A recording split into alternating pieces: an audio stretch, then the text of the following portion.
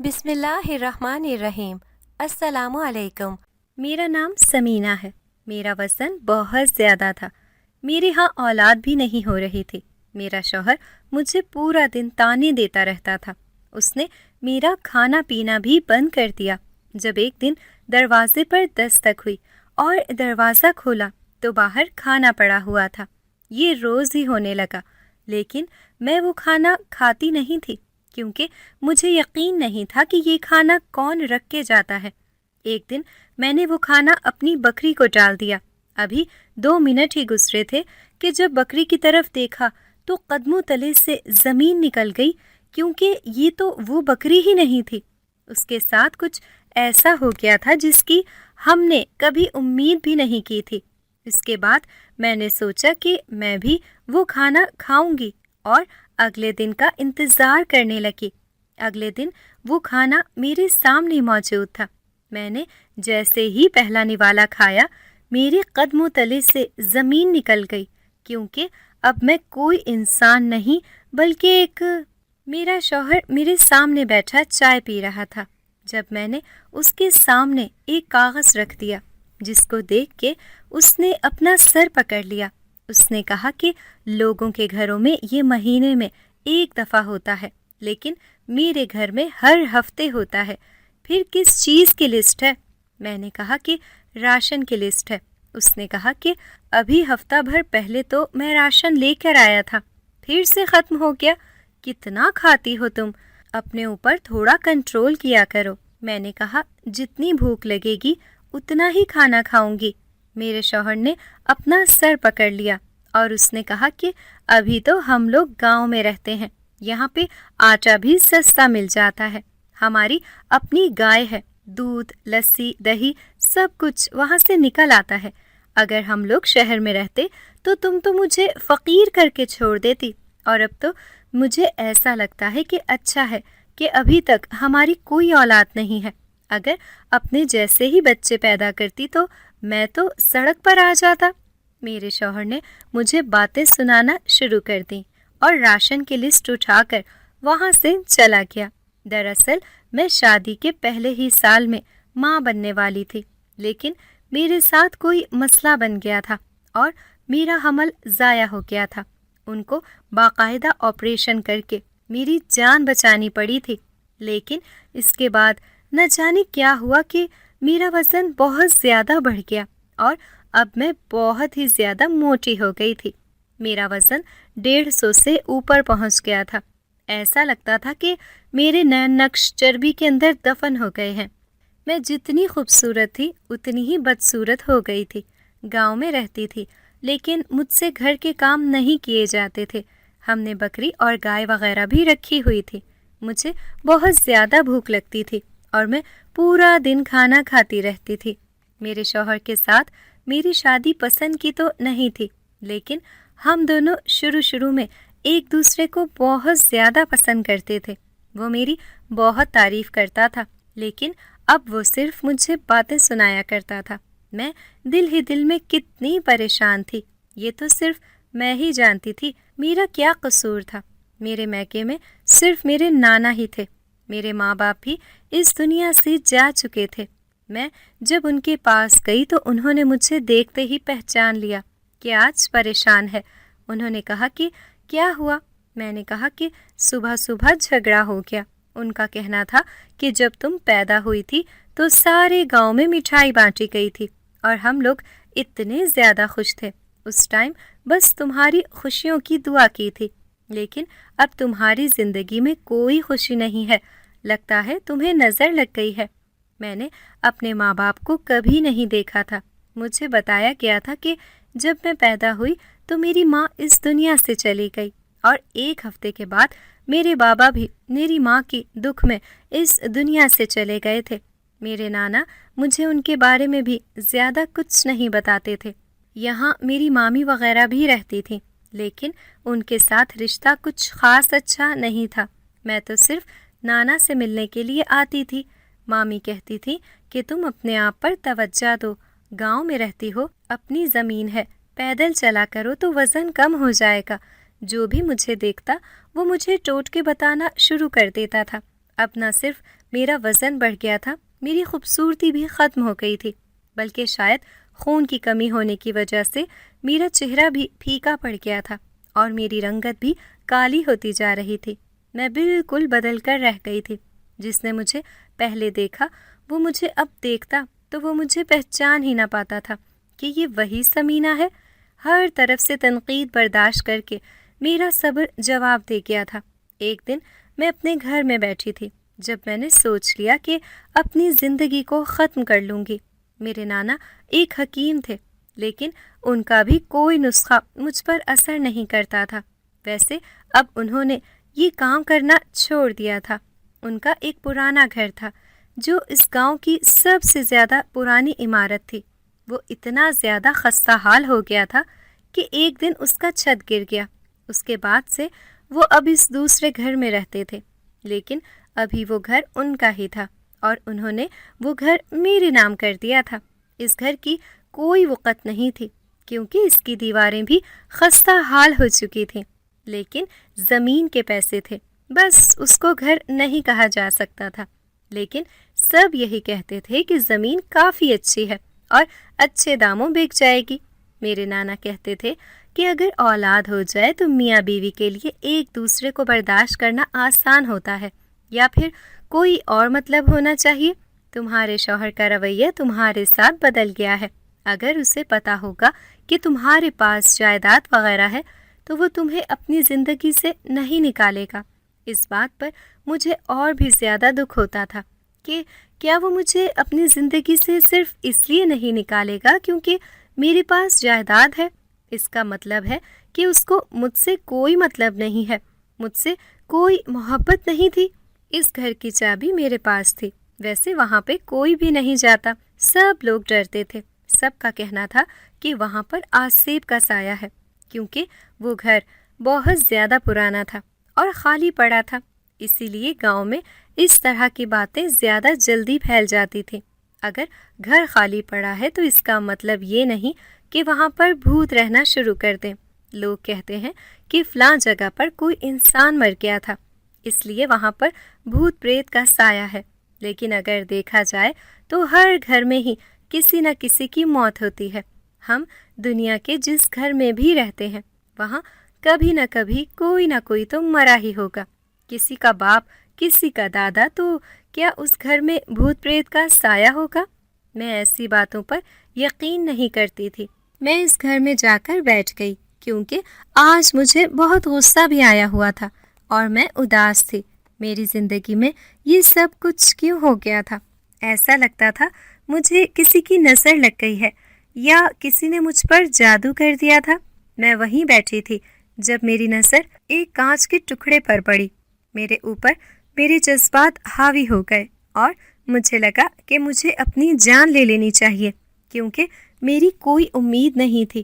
میرا شوہر مجھے اس جائیداد کے لیے اپنے ساتھ رکھتا ہے اور میری کوئی اولاد بھی نہیں ہے، اور میں تو اپنے وجود میں قید ہو کر رہ گئی ہوں۔ مجھے اپنا آپ بھی اچھا نہیں لگتا تھا، اس لیے سوچا کہ آج اپنی جان ہی لے لوں گی۔ وہ کانچ کا ٹکڑا کافی تیز تھا، میں نے اس کو اٹھا لیا، اور اگر یہاں پر میں اپنے ساتھ کچھ کر لیتی تو جب تک باقی سب کو پتہ چلتا تب تک میرا دم نکل جانا تھا۔ میں نے اپنی آنکھیں بند کر لیں اور اس کانچ کے ٹکڑے کو اپنی کلائی کے اوپر رکھا، اور قریب تھا کہ میں اس کو چلا دیتی، لیکن اچانک سے ہی حیران رہ گئی۔ میرے ہاتھ میں ٹکڑا تھا ہی نہیں۔ میری سانس تیز ہو گئی تھی اور میں تھوڑا گھبرا بھی گئی تھی، لیکن جب آنکھیں کھولی اور یہ دیکھا کہ میرے ہاتھ بالکل خالی ہیں تو میں مزید حیران ہو گئی۔ میں آس پاس دیکھنے لگی کہ شاید وہ کہیں گر گیا ہوگا، لیکن وہ کہیں تھا ہی نہیں۔ میں تھوڑا گھبرا گئی اور وہاں سے واپس اپنے گھر آ گئی۔ میرا شوہر گھر آیا تو راشن کا سامان تو لے آیا تھا، لیکن اس میں وہ چیزیں نہیں تھیں جو میں نے منگوائی تھیں۔ میں نے کچھ ایسی چیزیں منگوائی تھیں جن کو میں وقت بے وقت بھوک لگنے پر کھا سکتی تھی، لیکن وہ صرف راشن کی چیزیں لے کر آیا تھا۔ میں نے کہا کہ یہ سب کیا ہے؟ اس نے کہا کہ میں اس گھر میں ایسی کوئی چیز نہیں لاؤں گا، بس جو 3 ٹائم کھانا پکانے کا سامان ہے وہی آئے گا، تمہیں وہی کھانا ہوگا۔ اس کے علاوہ تم کچی سبزیاں اور پھل فروٹ جتنے مرضی کھاؤ، لیکن میں تمہارے لیے ڈبوں میں بند چیز نہیں لے کر آؤں گا، نہ ہی دیگر لوازمات لے کر آؤں گا جو چائے کے ساتھ تمہیں کھانا بہت زیادہ اچھا لگتا ہے، کیونکہ اسی کے ساتھ زیادہ وزن بڑھتا ہے۔ اپنے اوپر تھوڑا قابو پاؤ۔ میں خاموش ہو گئی، پر مجھے بہت غصہ بھی آیا، اور جب مجھے غصہ آتا تھا تو میں گھر کے جانوروں پر ہی غصہ نکال دیتی تھی۔ کبھی گائے کو باتیں سنا رہی ہوتی تھی تو کبھی بکری کو۔ گائے تو ہماری ٹھیک ٹھاک تھی، اتنا دودھ دیتی تھی کہ ہمارا گزارا ہو جاتا تھا، لیکن یہ بکری تو بالکل ہی بیکار تھی۔ اس کی ہڈیاں نکلی ہوئی تھیں اور شکل دیکھ کر ایسا لگتا تھا کہ جیسے اس کو کھانا ہی نہیں ملتا، جبکہ پورا دن کھاتی رہتی تھی اور دودھ بھی نہیں دیتی تھی۔ یہ بکری مرحوم ساس کی تھی اور اس نے مرتے ہوئے کہا تھا کہ اس کو گھر سے نہیں نکالنا، اسی لیے ہم نے اس کو ابھی بھی رکھا ہوا تھا، لیکن مجھے اس کے اوپر غصہ بھی بہت زیادہ آتا تھا۔ مجھے ایسا لگتا تھا کہ یہ میری ساس ہی ہے جو دور بیٹھی مجھے دیکھ رہی ہے۔ میری ساس بھی پورا دن صحن میں چارپائی ڈالے بیٹھی رہتی تھی اور مجھے دیکھتی رہتی تھی، پھر مجھے تانے دیتی رہتی تھی کہ کس بھینس کو اٹھا لائے ہو، تم سے اچھا تھا کہ ہم 2 جانور پال لیتے، جتنا تمہارا ایک عورت کا خرچہ ہے اتنا 2 بھینسوں کا خرچہ ہوتا ہے، لیکن گائے دودھ دیتی ہے، تم تو ہمیں اولاد بھی نہ دے سکی۔ ایک دن صبح کا وقت تھا جب مجھے بہت زیادہ بھوک لگی ہوئی تھی، دروازے پر دستک ہوئی۔ میں نے کہا کہ پتہ نہیں اس ٹائم کون آ گیا ہے، ہم نے تو گھر میں دودھ والا بھی نہیں لگایا ہوا تھا کہ ہمارا تو دودھ گھر کا ہوتا تھا۔ جب میں نے دروازہ کھولا تو سامنے کا منظر دیکھ کر حیران رہ گئی۔ زمین کے اوپر کوئی چیز پڑی ہوئی تھی جو یہاں پر بالکل بھی نہیں ہونی چاہیے تھی۔ میں نے اس چیز کو اٹھایا اور کچن میں آ گئی۔ یہ کھانا تھا، ایک بڑی پلیٹ تھی جس کے اندر بریانی تھی اور اس کے اوپر تھوڑا سا سالن ڈالا گیا تھا۔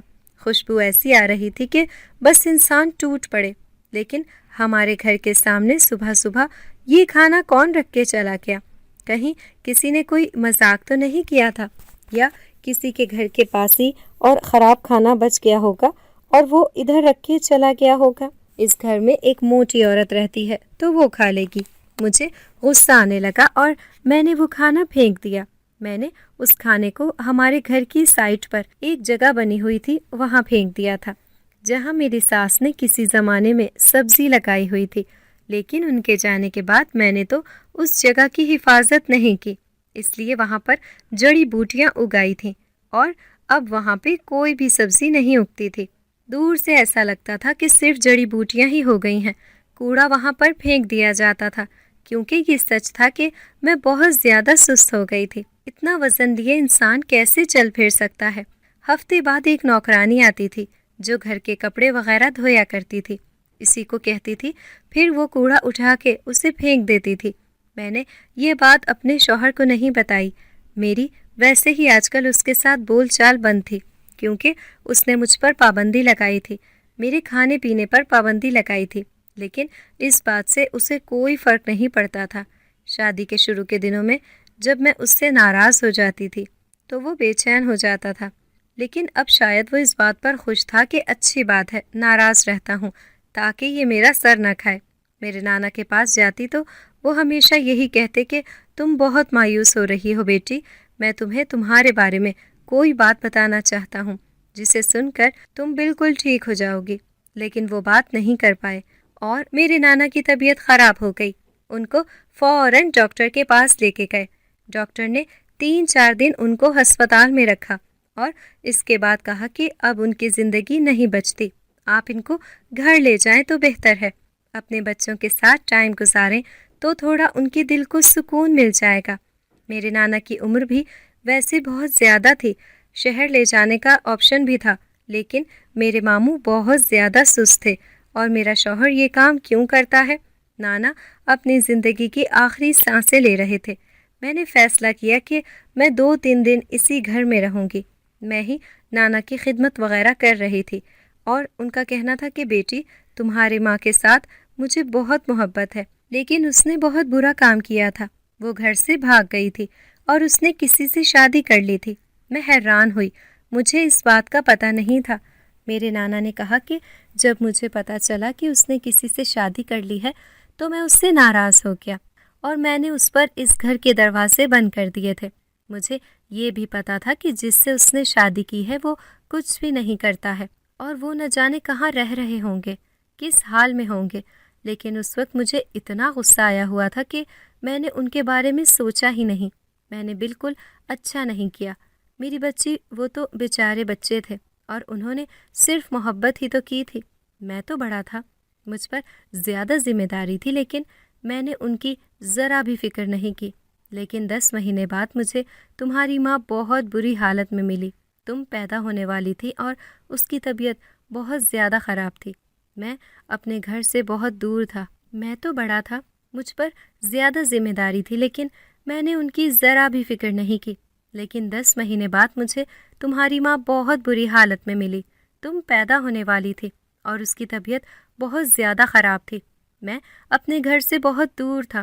پہلے تو میں یہ سمجھتا رہا کہ کوئی بھی کارن ہے، لیکن بار بار اس کی طرف دھیان جاتا رہا۔ پھر پتہ چلا کہ وہ میری ہی بیٹی تھی جو سڑک پر پڑی ہوئی تھی۔ میں نے اسے گلے سے لگا لیا اور پوچھا کہ اس کا شوہر کہاں ہے۔ وہ مجھے بتا نہیں پائی، پر شاید اس کا شوہر اس دنیا میں نہیں تھا۔ ہم ایک ایسی جگہ پر تھے جہاں پر کوئی بھی موجود نہیں تھا۔ اس کی حالت بہت بری تھی۔ اسے کسی عورت کی ضرورت تھی جو اس کی مدد کرتی، لیکن یہاں پر تو کوئی بھی نہیں تھا۔ میں تو اپنی سائیکل پر اپنے گھر کی طرف روانہ تھا، لیکن سائیکل پر اپنی بیٹی کو اپنے ساتھ نہیں لے جا سکتا تھا۔ وہ درد سے چلا رہی تھی۔ آس پاس دیکھنے لگے تو مجھے ایک بوڑھی عورت نظر آئی۔ جب میں اس کے پاس گئی تو میرے قدموں تلے سے زمین نکل گئی۔ میرے نانا نے جب یہ بات کی تو میں حیران ہوئی۔ میں نے کہا کہ کیوں نانا، ایسا کیوں ہوا؟ کون تھی وہ عورت؟ میرے نانا نے کہا کہ بیٹا، وہ عورت نہیں تھی، اس کو دیکھ کے مجھے پہلے ہی پتہ چل گیا تھا کہ وہ انسان نہیں ہے۔ میں نے کہا کہ کیا مطلب وہ انسان نہیں؟ تو میرے نانا نے کہا کہ پتہ نہیں، پر وہ کوئی اور ہی مخلوق تھی، ورنہ آدھی رات پر اس سڑک پر اس کا کیا کام تھا؟ اس کا قد بہت زیادہ لمبا تھا۔ اس نے لمبے سے کپڑے پہن رکھے تھے، اس کے پاؤں دکھائی نہیں دے رہے تھے، اس کے لمبے لمبے دانت تھے اور ناک بھی بہت زیادہ لمبی تھی۔ اسے دیکھ کر ہی میں ڈر گیا، لیکن اس کے چہرے پر کوئی ایسا جذبہ نہیں تھا کہ جس کو دیکھ کے میں یہ سمجھتا کہ وہ میرا نقصان کرنا چاہتی ہے۔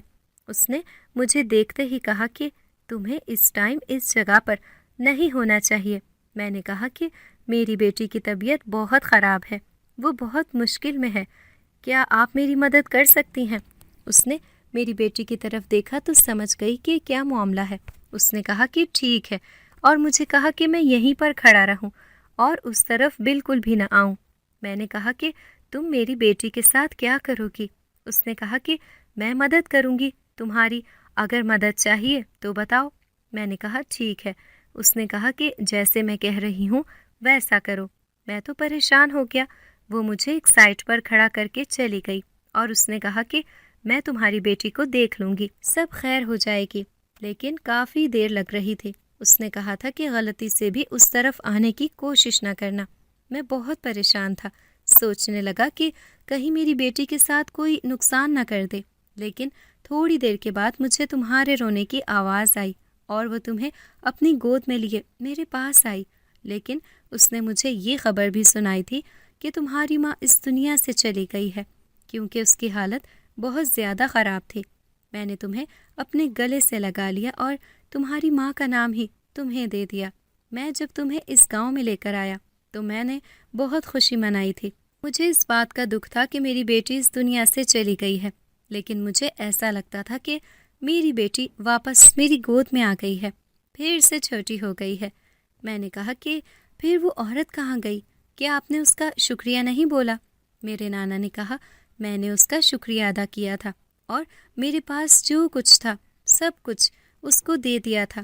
سونے کی انگوٹھیاں تھیں میرے پاس، جتنے بھی پیسے تھے، ایک انگریزوں کے زمانے کی گھڑی بھی تھی، لیکن اس نے یہ ساری چیزیں واپس کر دیں، بلکہ اس نے مجھے کوئی چیز دی تھی۔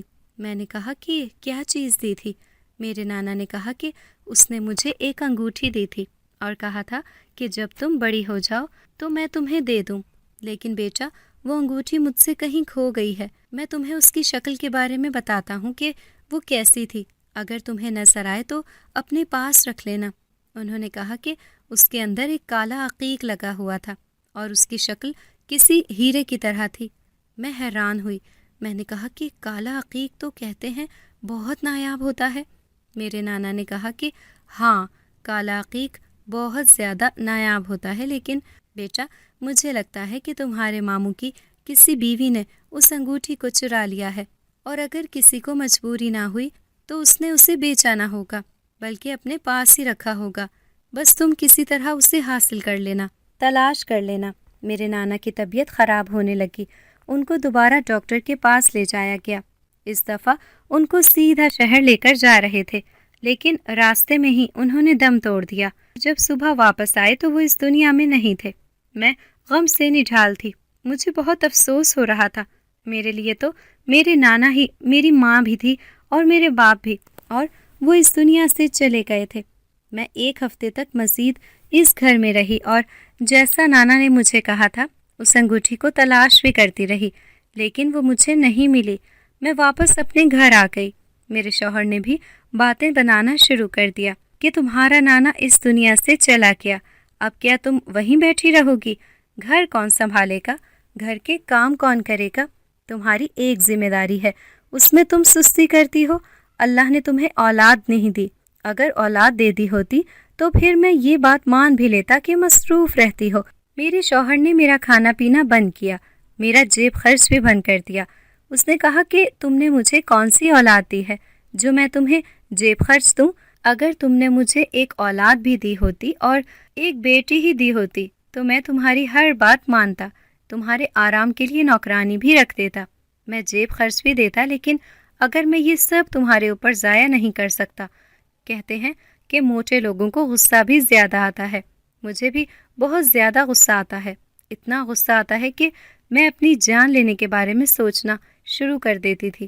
لیکن اپنے شوہر کے سامنے مجھے بھی بہت زیادہ غصہ آتا تھا، اتنا غصہ آتا تھا کہ میں اپنی جان لینے کے بارے میں سوچنا شروع کر دیتی تھی، لیکن اپنے شوہر کے سامنے میں خاموش ہو جاتی تھی، کیونکہ واقعی اس کے پاس مجھے چھوڑنے کی 1000 وجوہات تھیں، لیکن میرے ساتھ رہنے کی ایک بھی وجہ نہیں تھی۔ کہیں میں غصے میں کچھ بول دیتی اور اسے موقع مل جاتا، اس لیے اس کا ہر رویہ برداشت کر رہی تھی۔ میں نے شادی کے پہلے سال میں ہی بچہ پیدا کر لینا تھا، لیکن میرے ساتھ نہ جانے کیوں مسئلہ بن گیا تھا، اور اس مسئلے کے بعد ہی یہ سب کچھ ہوا تھا۔ اگلے دن صبح پھر میرے دروازے پر دستک ہوئی، اور جب میں نے دروازہ کھولا تو گھر کے سامنے کھانا پڑا ہوا تھا۔ میں نے وہ کھانا اٹھا کر پھر سے پھینک دیا۔ اب روز ایسا ہی ہوتا تھا کہ میرے گھر کے سامنے کوئی کھانا رکھ کے چلا جاتا تھا۔ ایک دن تو میں نے سوچا کہ میں پتہ لگا کر ہی رہوں گی کہ یہ حرکت کون کرتا ہے۔ میں اس ٹائم سے جلدی اٹھ گئی جس ٹائم میں وہ کھانا وہاں پر پڑا ہوا تھا، اور کھانا ہوتا بھی گرم تھا، اس کا مطلب کوئی رکھ کے جاتا ہے۔ میں 1 گھنٹہ پہلے ہی جاگ گئی۔ میں نے دروازہ کھول کے دیکھا، باہر کھانا نہیں تھا۔ میں نے دروازہ کھول دیا، کوئی آئے گا تو میں اس کی مشکل دیکھ لوں گی، لیکن آج کوئی بھی نہیں آیا اور میں نے دروازہ بند کر دیا۔ ابھی میں نے دروازہ بند نہیں کیا تھا، دستک ہوئی۔ میں نے ایک پل کی دیر کیے بغیر دروازہ کھولا تو سامنے کھانا تو پڑا تھا، لیکن وہاں پر کوئی موجود نہیں تھا۔ کوئی پلک جھپکتے ہی کیسے غائب ہو سکتا تھا؟ کھانا رکھنے میں بیل بجا کر وہاں سے جانے میں کچھ دیر تو لگتی ہے۔ میں تو دروازے کے پاس کھڑی تھی اور میں نے ایک جھٹکے سے دروازہ کھول دیا تھا۔ اگر کوئی کھڑا ہوتا تو مجھے مل جاتا، لیکن وہاں پر کوئی بھی نہیں تھا۔ میں اپنے گھر کے صحن میں بیٹھی ہوئی تھی اور پھر ایک ایسا منظر دیکھا کہ حیران ہوئی۔ جس جگہ پر میں کھانا پھینکا کرتی تھی وہاں پر جڑی بوٹیاں لگی ہوئی تھیں، لیکن میں نے غور کیا کہ آج وہاں پر ایک گلاب کا پھول لگا ہوا تھا۔ جڑی بوٹیوں کے اندر وہ لال گلاب بہت ہی زیادہ خوبصورت لگ رہا تھا۔ میں اس کو حیران ہو کر دیکھنے لگی۔ جہاں تک مجھے یاد ہے میرے نانا بھی بتایا کرتے تھے کہ اس دنیا میں سب سے زیادہ جس پودے کو اگانا مشکل ہے وہ گلاب ہی ہوتا ہے۔ اس کو نہ جانے کتنے طریقوں سے اگایا جاتا ہے، اس کی قلم کاریاں کرنی پڑتی ہیں اور نہ جانے کتنے جتن کرنے کے بعد گلاب کا پودا ہوتا ہے، لیکن یہاں پر یہ خود ہی اگ گیا تھا۔ وہ کہتے ہیں نا کہ دل میں گلاب کے پھول اگانے ہوں تو بڑی محنت کرنی پڑتی ہے، جڑی بوٹیاں تو خود ہی اگ جاتی ہیں۔ میں نے اس گلاب کو دیکھا، وہ ایک ہی تھا، لیکن اس کی خوشبو میرے پورے گھر میں پھیلی ہوئی تھی۔ مجھے اسے توڑنے کا دل نہیں کیا۔ میں نے اس کے آس پاس جگہ صاف کر دی اور تھوڑی دیر اس کو دیکھتی رہی۔ کبھی میں بھی تو اس طرح خوبصورت ہوتی تھی۔ روز ہمارے گھر کے سامنے کھانا پڑا ہوتا تھا۔ ایک دن تو میں نے سوچ لیا کہ پتہ تو لگاؤں کہ یہ کون کر رہا ہے۔ ہمارے آس پاس جو گھر رہتے تھے وہ اتنے اچھے نہیں تھے۔ وہ تو کسی کو 1 روپیہ دے کر راضی نہیں تھے۔ ایک طرف آرائی رہتے تھے جو کنجوسی میں اپنی مثال آپ تھے، دوسری طرف اتنے غریب لوگ رہتے تھے کہ وہ کسی کو کیا کھانا دیتے، اور کھانے میں ہمیشہ ہی بہت اچھی اچھی چیزیں ہوتی تھیں، اس لیے ان پر بھی امید نہیں تھی۔ تیسرا گھر سامنے تھا جو کچھ ایسے لوگوں کا تھا جو بہت اچھے تھے اور کھاتے پیتے تھے، لیکن میری ان کے ساتھ کوئی بول چال نہیں تھی، اور اگر ہم کسی کے گھر میں کھانا بھجواتے ہیں تو ہم وہ کھانا اس کے ہاتھ میں پکڑا کے آتے ہیں، یوں اس کی دہلیز پر رکھ کے بھاگ نہیں جاتے۔ اس طرح تو بدتمیزی ہوتی ہے۔ پتہ نہیں یہ سب کچھ کون کر رہا تھا۔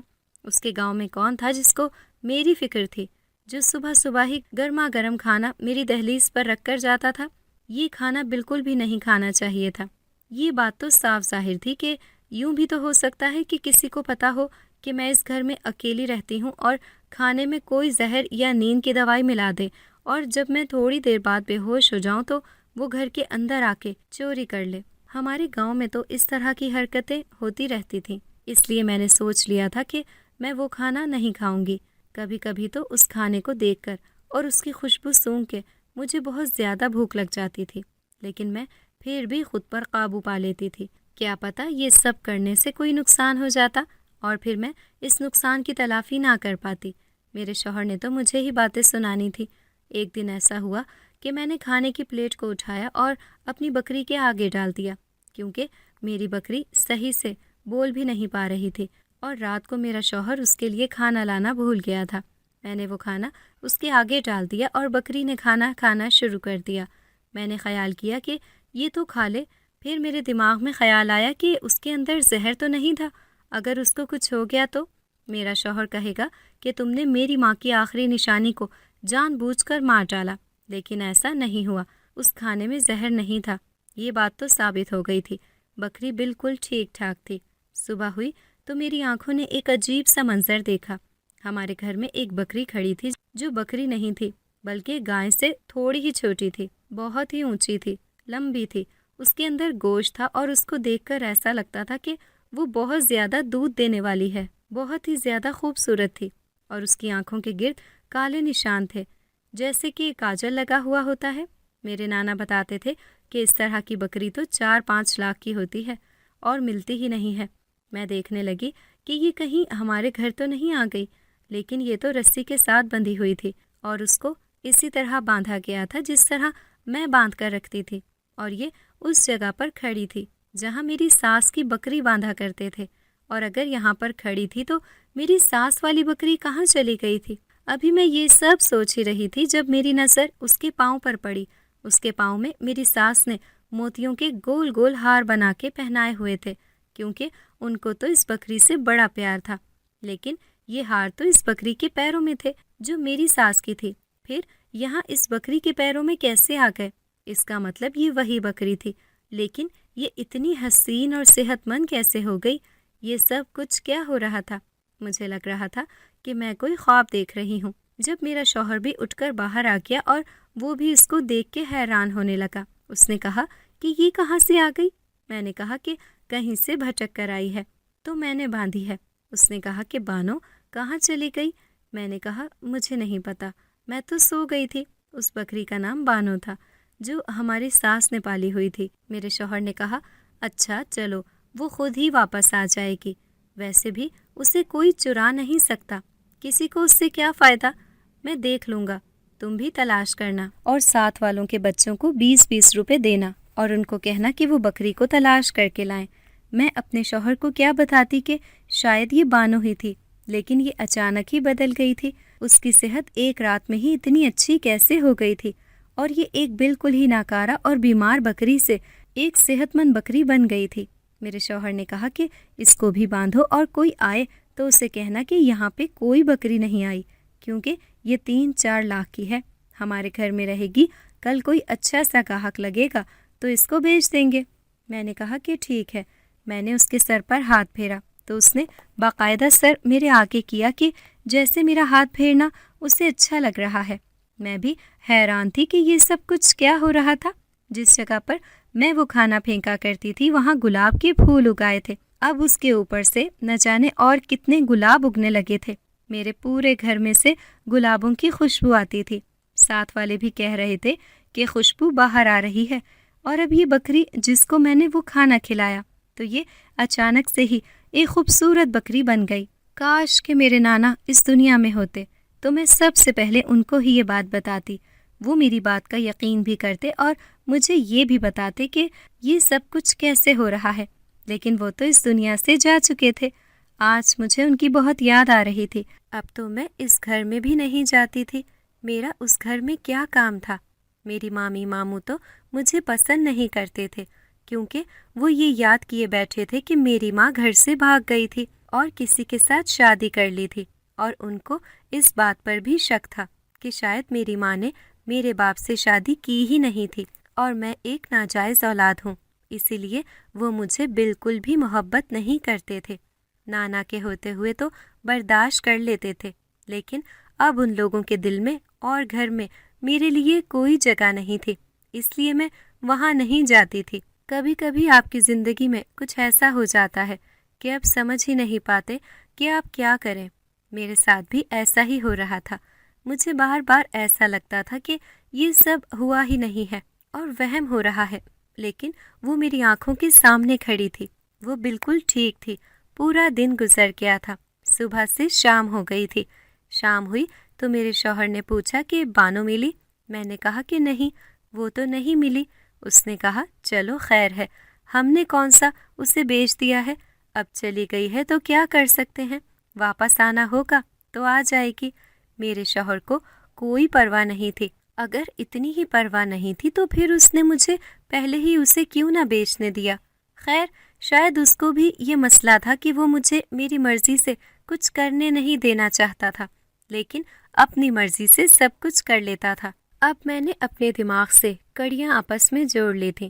یہ کھانا یہاں پر رکھے جانے والا کوئی عام انسان نہیں تھا۔ صبح کوئی بھی اتنا اچھا کھانا نہیں بناتا، یہ ہمیشہ گرم گرم ہی ہوتا تھا، اور آس پاس ایسا کوئی بھی نہیں رہتا تھا جس کو مجھ سے ہمدردی ہو۔ جب میرے نانا زندہ تھے تو میں ان پر شک کر سکتی تھی کہ شاید وہ میرے لیے یہ سب کچھ کرتے تھے، لیکن وہ بھی یہ سب کچھ اس طرح کیوں کرتے؟ اگلے دن مجھے اس کھانے کا بہت شدت سے انتظار تھا۔ مجھے تو پوری رات نیند ہی نہیں آئی۔ میں نے صبح دروازہ کھولا تو سامنے کھانا پڑا تھا۔ میں نے کھانے کی پلیٹ اٹھائی اور کچن میں چلی گئی۔ میرے نانا ہمیشہ کہتے تھے کہ بسم اللہ پڑھنی چاہیے کیونکہ بسم اللہ کی برکت سے کھانے میں برکت ہوتی ہے۔ انہوں نے ہمیں ایک کہانی سنائی تھی کہ ایک ساس نے اپنی بہو کو زہر دینے کی کوشش کی، لیکن وہ بسم اللہ پڑھ کر کھانا کھاتی تھی تو اس کو زہر کا بھی اثر نہیں ہوتا تھا۔ میں نے بھی اللہ کا نام لے کر کھانا کھا لیا۔ کھانا تو بہت ہی زیادہ مزیدار تھا۔ کھانا کھانے کے بعد ایسا لگا ہی نہیں کہ جیسے کھانا کھایا ہے، اور اس کا ذائقہ ابھی تک میرے منہ میں تھا۔ اب روز وہ کھانا آتا اور میں اس کھانے کو کھا لیتی۔ ایک دن مجھے میرے شوہر نے کہا کہ تم نے 6 سے 7 مہینے سے کپڑے نہیں بنوائے، تم تو ہر 6 سے 7 مہینے بعد مجھے کہتی ہو کہ پرانے کپڑے تنگ ہو گئے ہیں، اس دفعہ نہیں بنوانے۔ میں نے کہا کہ کپڑے تنگ نہیں ہوئے ہیں، اسی لیے آپ کو نہیں کہا۔ مجھے کوئی کپڑے بنانے کا شوق نہیں ہے، مجبوری میں کہتی تھی کیونکہ میرا وزن بڑھ جاتا تھا۔ اس نے کہا کہ اچھا، اس دفعہ بھی تمہارا وزن نہیں بڑھا، چلو اچھی بات ہے، اگر کم نہیں ہوتا تو کم سے کم بڑھے بھی نہیں۔ اور اس بات پر وہ ہنسنے لگا۔ وہ مجھ پر ہی ہنس رہا تھا، مجھے کوئی غلط فہمی نہیں ہو رہی تھی۔ بہت افسوس ہوا مجھے اس بات پر۔ ایک دن میں نے اپنے آپ کو آئینے میں دیکھا تو میں حیران ہو گئی۔ مجھے میری ناک تھوڑی لمبی لگ رہی تھی۔ میری ناک تو شروع سے ہی لمبی تھی، لیکن موٹاپے کی وجہ سے چپٹی اور چھوٹی ہو گئی تھی۔ میں حیران ہوئی کہ آج میرا چہرہ کھلا کھلا سا لگ رہا تھا۔ ایسا لگتا تھا کہ میرے چہرے پر چربی کم ہو گئی تھی۔ میں نے جب اپنے وجود کی طرف دیکھا تو مجھے تھوڑا ہلکا ہلکا محسوس ہو رہا تھا۔ دن اسی طرح گزرنے لگے۔ 1 سے 2 مہینے گزر گئے۔ میں روز وہ کھانا کھا لیا کرتی تھی اور مجھے کوئی بھی مسئلہ نہیں ہوتا تھا۔ ایک دن میں خود ہی کریانے کی دکان پہ چلی گئی۔ مجھے کوئی چیز چاہیے تھی جو گھر پر موجود نہیں تھی۔ گاؤں میں دکان ویسے ہی قریب تھی۔ وہاں پر وزن کی مشین پڑی ہوئی تھی جس میں بڑی بڑی بوریوں کا وزن کیا جاتا تھا۔ میں نے دیکھا کہ دکان والے کا دھیان دوسری طرف ہے تو میں اس مشین کے اوپر کھڑی ہو گئی اور یہ دیکھ کے میرے قدموں تلے سے زمین نکل گئی کہ میرے وزن میں پورے 40 کلو کی کمی آ گئی تھی۔ مجھے لگا کہ یہ مشین خراب ہے۔ میں نے دکان والے کو کہا کہ ذرا آٹا تول دو، آج کل سنا ہے بوری میں آٹا کم ڈالتے ہیں۔ اس نے کہا کہ نہیں باجی، میں تو ایسا نہیں کرتا، لیکن آپ کی تسلی کے لیے تول دیتا ہوں۔ اس نے جب اسے مشین کے اوپر رکھا تو 20 کلو ہی نظر آ رہا تھا۔ میں نے کہا کہ پھر ایک بوری دے دیں۔ میں نے آٹا لیا کیونکہ مجھے گھبراہٹ ہو رہی تھی اور میں نے جھوٹ بولا تھا، لیکن اس کا مطلب کہ مشین خراب نہیں تھی۔ میرا وزن 40 کلو گرام کم کیسے ہو گیا تھا؟ میں تو حیران تھی۔ دن اسی طرح گزرتے جا رہے تھے۔ میرا وزن دن بدن کم ہو رہا تھا۔ اب تو میرے شوہر نے بھی نوٹ کرنا شروع کر دیا۔ اس نے کہا کہ تمہارا کھانا بند کرنے کا کتنا فائدہ ہو رہا ہے، تمہارا وزن کم ہو رہا ہے۔ ابھی اس کی نیت نہیں ٹھیک ہو رہی تھی۔ یہ سب کچھ کھانا بند کرنے کی وجہ سے نہیں ہو رہا تھا۔ میرے سارے کپڑے مجھے کھلے ہوتے جا رہے تھے۔ پہلے میں نے مشین لی اور اپنے سارے کپڑوں کو اندر سے سلائی لگائی۔ اس کے بعد 2 ہفتے بعد مجھے پھر سے یہی عمل دہرانا پڑا۔ اب تو کپڑے زیادہ کھلے ہو گئے تھے کہ ان کے اندر 5 انچ کپڑا سینے کے بعد بھی وہ مجھے کھلے ہی لگ رہے تھے۔ میں نے اپنے شوہر سے کہا کہ مجھے نئے کپڑے لے کے دے، میں نے سلوانے ہیں۔ اس نے کہا کہ اس دفعہ تمہیں نئے کپڑے لے کر دیتے ہوئے مجھے بہت خوشی ہو رہی ہے، کیونکہ تم اس دفعہ اس لیے کپڑے سلوا رہی ہو کیونکہ تم پتلی ہو گئی ہو۔ میرا وزن بہت تیزی سے کم ہو رہا تھا اور مجھے سمجھ آ گیا تھا کہ یہ سب کچھ کھانے کی وجہ سے ہے۔ میں جب سے وہ کھانا کھا رہی تھی میرا وزن کم ہوتا جا رہا تھا۔ جہاں پر وہ کھانا پھینکا کرتی تھی وہاں پر جڑی بوٹیاں اگی ہوئی تھیں، لیکن اب ادھر گلاب کے پھول اگنے لگے اور وہ بکری جو بالکل ہی زیادہ بدصورت تھی، اس کو کھانا دیا تو وہ ایک خوبصورت بکری میں بدل گئی۔ اس کا مطلب کہ یہ کھانا کوئی عام کھانا نہیں تھا۔ لیکن یہ کیسے ہو سکتا تھا؟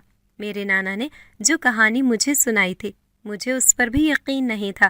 مجھے لگا کہ ان کی طبیعت خراب تھی، اس لیے وہ اس طرح کی کہانی سنا رہے تھے۔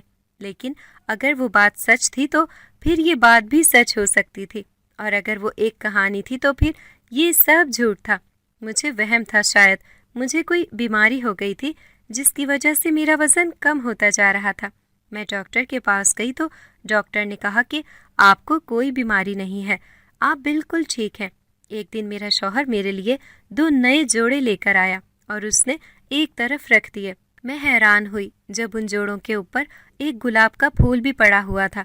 میرے شوہر نے میرے لیے پھول لیا تھا، لیکن وہ تو مجھے باتیں سنانے سے ہی فارغ نہیں ہوتا تھا، اور آج یہ تبدیلی کیسے آ گئی؟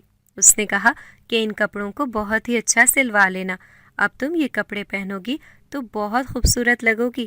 ابھی تم تو بالکل ہی بدل گئی ہو، بالکل آدھی ہو گئی ہو۔ تمہیں دیکھ کے ایسا لگتا ہے کہ جیسے پرانی والی سمینہ واپس آ رہی ہے۔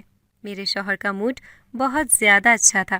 وہ باہر سے کھانا بھی لے کر آیا تھا اور دونوں نے مل کر کھانا کھایا، اور اس کے بعد اس نے مجھے کچھ پیسے بھی دیے۔ اس نے کہا کہ یہ تمہارا جیب خرچ ہے، مجھے معاف کر دو، میں غصہ ہو گیا تھا، اب میں تمہیں ہمیشہ جیب خرچ دیا کروں گا۔ مجھے یہ سب بہت اچھا لگتا تھا۔ میں چاہتی تھی کہ میرا شوہر میرے ساتھ اس طرح پیش آئے، کبھی بنا کہے میرے لیے کوئی تحفہ لے آئے، بے شک وہ پھول ہی کیوں نہ ہو، میرے ساتھ بیٹھ کر کھانا کھائے، میری تعریف کرے۔ لیکن آج مجھے یہ سب کچھ عجیب لگ رہا تھا، کیونکہ وہ ایسا اس لیے کر رہا تھا کیونکہ اب میں پتلی ہوتی جا رہی تھی۔ اس کا مطلب کہ اس کے جذبات میرے جسم کے سائز کے ساتھ بدل رہے تھے۔ لیکن ابھی بھی مجھے اس کا یہ رویہ اچھا لگ رہا تھا کہ کم سے کم اس نے احساس تو کیا۔ دیکھتے ہی دیکھتے 3 سے 4 مہینے گزر گئے اور میں بالکل ہی پتلی ہو گئی اور میرا وزن اتنا ہی تھا جتنا میرے قد کے حساب سے ہونا چاہیے تھا، یعنی کہ 60 کلو سے تھوڑا زیادہ۔ لوگ میرے بارے میں عجیب و غریب باتیں کر رہے تھے۔ کوئی کہتا تھا کہ اس نے باہر سے کوئی دوائی منگا کے کھائی ہے، تو کوئی کہتا تھا کہ لگتا ہے اس کو کوئی بیماری ہو گئی ہے، یہ مر جائے گی اور اس سے بھی زیادہ پتلی ہو کر بستر پر پڑ جائے گی اور پھر بالکل ہی مر جائے گی۔ مجھے پتا تھا کہ میرے ساتھ کیا ہو رہا ہے، ابھی بھی سمجھ نہیں آ رہا تھا کہ میرے ساتھ بھلائی کون کر رہا تھا۔ ایک دن میں نے دروازہ کھولا تو سامنے ایک عورت کھڑی تھی جو کھانے کی پلیٹ رکھ کے وہاں سے جانے لگی تھی۔ میں نے اسے دیکھ لیا اور اس کا ہاتھ پکڑ لیا۔ میں نے کہا کہ آپ یہاں پہ کھانا رکھتی ہیں۔ جب میں نے اس کی شکل دیکھی تو مجھے میرے نانا کی بات یاد آ گئی۔ یہ تو وہی عورت لگ رہی تھی جس کے بارے میں میرے نانا نے مجھے بتایا تھا کہ اس کا قد بہت لمبا تھا اور اس نے لمبے کپڑے پہن رکھے تھے۔ میں نے فوراً اس کا ہاتھ چھوڑ دیا۔ وہ مجھے دیکھ کر مسکرا دی اور اس نے پیار سے میرے چہرے پر ہاتھ پھیرا، اور اس کی شکل کافی خوفناک تھی کیونکہ شاید وہ بہت زیادہ بوڑھی ہو گئی تھی۔ لیکن جب اس کے ہاتھ کی طرف دیکھا تو اس کے ہاتھ کے اندر وہی انگوٹھی تھی جس کا ذکر میرے نانا نے کیا تھا۔ اب میں ساری کہانی سمجھ گئی تھی اور مجھے ڈر بھی لگ رہا تھا۔ اس نے کہا کہ میں وہی ہوں جس کے ہاتھوں میں تم پیدا ہوئی تھی، میری بچی، پھر میں تمہیں مصیبت میں اکیلا کیسے چھوڑ دیتی؟ نہ جانے کیوں میری آنکھوں میں آنسو آ گئے تھے۔ اس نے کہا کہ میں کوئی انسان نہیں ہوں، ایک جن زادی ہوں۔ اس دن اس سڑک پر جا رہی تھی، تمہارے نانا نے مجھے کس طرح دیکھا یہ میں نہیں جانتی۔ شاید وہ مصیبت میں تھے، اسی لیے وہ مجھے دیکھ پائے، کیونکہ ان کو تو میں نظر ہی نہیں آ سکتی تھی۔ پر میں نے تمہاری ماں کی مدد کی اور تم اس دنیا میں آ گئی۔ میں تمہاری ماں کو بچا نہیں پائی۔ جب تمہاری ماں اپنی آخری سانسیں لے رہی تھی تو اس کو بھی پتا چل گیا تھا کہ میں انسان نہیں ہوں۔ اس نے مجھے کہا تھا کہ ہمیشہ میری بیٹی کا خیال رکھنا۔ یہ انگوٹھی میں نے تمہارے نانا کو ہی دی تھی، لیکن تمہاری مامی نے اس انگوٹھی کو چرا لیا اور تمہارے نانا بھی اس دنیا سے چلے گئے۔ اس لیے پھر میں نے یہ انگوٹھی اس کے پاس سے چرا لی اور میرے پاس واپس آ گئی۔ اب میں تمہیں یہ واپس دینے کے لیے آئی ہوں۔ اگر تمہارے پاس ہوتی تو تمہارے ساتھ یہ سارے مسئلے مسائل نہیں بنتے۔ میں نے سوچا کہ تم مجھ سے ڈر نہ جاؤ، اسی لیے چوری چوری تمہاری مدد کر رہی تھی، لیکن اب آہستہ آہستہ تمہیں سب کچھ سمجھ آ ہی گیا تھا اور تمہارے دماغ میں یہ بات آ گئی تھی کہ یہ سب کچھ نارمل نہیں ہے، بلکہ کوئی نہ کوئی بات ہے، اسی لیے میں تمہارے سامنے آ گئی ہوں۔ بیٹا، تم فکر نہیں کرو، تمہاری زندگی میں کچھ برا نہیں ہوگا، پہلے بھی نہیں ہونا تھا۔ میں نے کہا کہ میرے شوہر کا رویہ بدلتا جا رہا ہے، لیکن کیا یہ غلط نہیں ہے؟ اس نے کہا کہ نہیں، یہ بالکل غلط نہیں ہے۔ تمہارا شوہر انسان ہے اور انسان ایسے ہی ہوتے ہیں، جب کوئی آنکھوں کو اچھا لگتا ہے تو وہ دل کو اچھا لگتا ہے۔ میں نے کہا کہ کیا میں ماں بن پاؤں گی؟ اس نے کہا کہ بالکل، تم ماں بن جاؤ گی، تمہارے ساتھ سب کچھ بالکل ٹھیک ہو جائے گا، تم ایک عام انسان کی طرح زندگی گزارو گی، تمہارے ساتھ کچھ بھی غلط نہیں ہوگا، بس تم کبھی یہ بات کسی کو نہ بتانا، اور اس کے بعد مجھے نہیں لگتا کہ تم کو میری مدد کی ضرورت ہوگی، لیکن یاد رکھنا کہ اگر تم کسی مصیبت میں ہوئی تو میں تمہاری مدد کرنے کے لیے ضرور آؤں گی۔ اس عورت نے پھر سے میرے سر پر ہاتھ رکھا اور میں نے آنکھیں بند کر کے اس کی شفقت کو محسوس کیا، لیکن جب آنکھیں کھولی تو وہاں پر موجود نہیں تھی۔ مجھے میرے شوہر نے بلایا کہ صبح صبح دروازہ کھول کے کیوں کھڑی ہو؟ باہر سورج نکل آیا تھا اور صبح کی روشنی پھیلنے لگی تھی۔ میرا شوہر مجھے 2 پل دیکھتا ہی رہ گیا۔ اس نے کہا کہ سورج کی روشنی میں تم بالکل سونے کی طرح چمک رہی ہو، تمہیں کیا ہو گیا ہے؟ تم تو پہلے سے بھی زیادہ خوبصورت ہو گئی ہو۔ مجھے تو لگتا تھا کہ میں یہ والی سمینہ کبھی دیکھ ہی نہیں پاؤں گا۔ میں نے کہا کہ میں ڈاکٹر کے پاس گئی تھی۔ ڈاکٹر نے کہا کہ میرے اندر کوئی بیماری تھی جس کی وجہ سے میرا وزن بڑھ گیا تھا، اور اب وہ بیماری خود ہی ٹھیک ہو گئی ہے، اسی لیے میں پہلے جیسی ہو گئی ہوں۔ مجھے اپنے شوہر کو بھی تو کوئی جواب دینا تھا۔ اس نے کہا کہ پھر تو اللہ کا شکر ہے کہ وہ بیماری ٹھیک ہو گئی ہے، اب میں تمہارا بہت زیادہ خیال رکھوں گا، ہمیشہ تمہیں اپنی سر آنکھوں پر بٹھا کر رکھوں گا، کہیں تمہیں پھر سے وہ بیماری نہ ہو جائے۔